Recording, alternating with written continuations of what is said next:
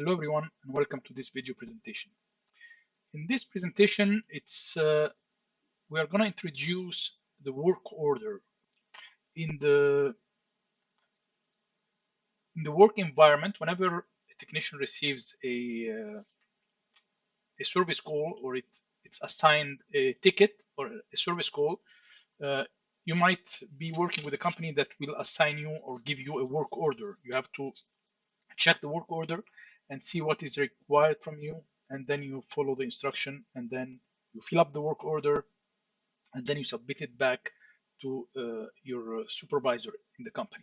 So I will show you a template here that is similar to lots of work orders that exist in the market. So I will open my work order here. So this work order, it's a fillable work order. It's a PDF, so it's with Adobe PDF, and it's a fillable work order. So you will receive the work order, your supervisor or the dispatcher in the company will assign you the work. You will fill out the bill to section. So this is the customer information. Of course, on top here, you have the logo and the address of the company. And this is the end user or the company. And here is the date that you will be assigned the work order. So it has to be typed here and the time that, let's say, the service call was received in the company. And it will be assigned a reference number that will be entered here also. Then your supervisor or the dispatcher will fill out this section, or in the help desk, the person that's opening the service call in the help desk, they will fill out this section to let you know what has to be done. So what's the problem at the customer, if it's a problem, or if it's installation, what has to be installed on which computer, and so on. So as an example here, let's say you will receive something similar to that. Let's say install Windows 10 on a new PC. Configure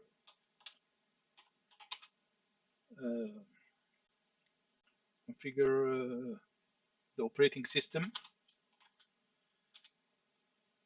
The PC has 2 GB of RAM, random access memory, and a hard disk of maybe 40 GB, as an example.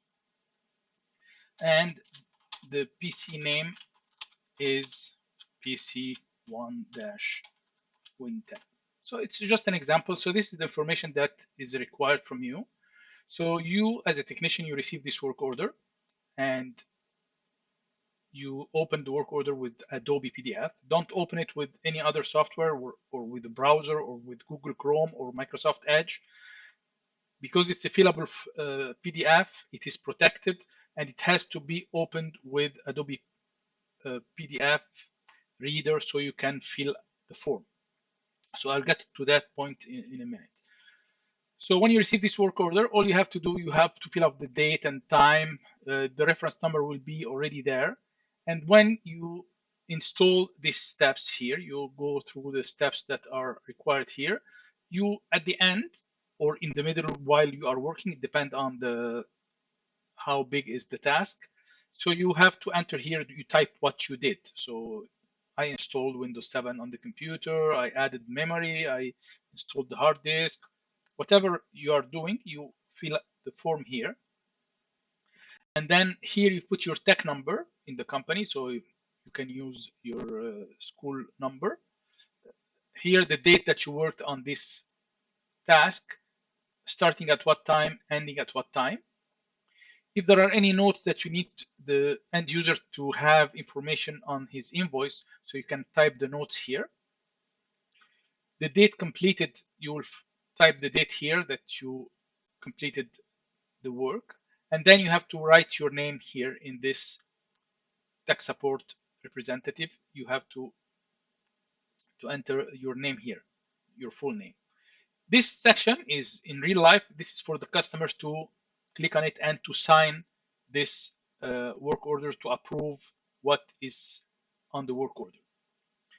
In our labs, what we will be doing after you fill up these sections, you will have one or more pages at the end with extra instructions to maybe take screenshots of something or to answer a question or something like that.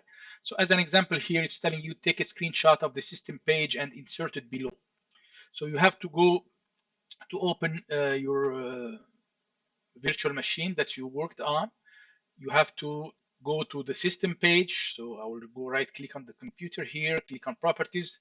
This is my system page. Okay, so I need to take a screenshot. So to take a screenshot, I will open my snipping tool. I will click on new. I will take a screenshot of that. Okay, now I can save this as a file. So let's say I will save it as